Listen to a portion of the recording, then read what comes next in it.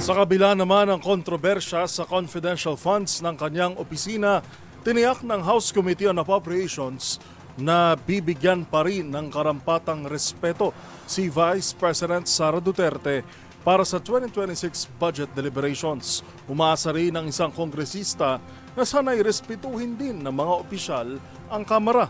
Ang mga detalye tinutukan ni Milky Regunan.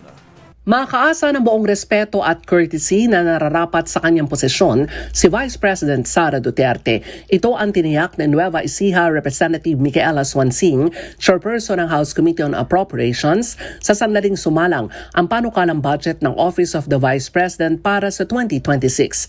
Ayon kay Swansing, ang executive ay co-equal na sangay ng legislative. Sabi ni Swansing, sa ilalim ng kanyang pamumuno sa Appropriations Panel, makakaasa ang heads of agencies na makatatanggap sila ng respeto at sana igalang din naman ang Kamara. Sa kabila nito, wala pang natatanggap na abiso si Swansing mula sa Office of the Vice President kung dadalo ng personal sa budget hearing ang Vice Presidente. May mga opisyal na anya ng iba't ibang ahensya ang nag-commit na dadalo sa deliberasyon pero wala pang kumpirmasyon si VP Sara. Matatandaan sa pagtalakay ng 2025 budget ng Office of the Vice President noong nakalipas na taon, nagkaroon ng tensyon sa pagitan ni VP Sara at ilang mga kongresista. Sa Lunes, sisimula na ng Kamara ang marathon hearing para sa 2026 proposed national budget at gagawin ito mula Lunes hanggang Biyernes.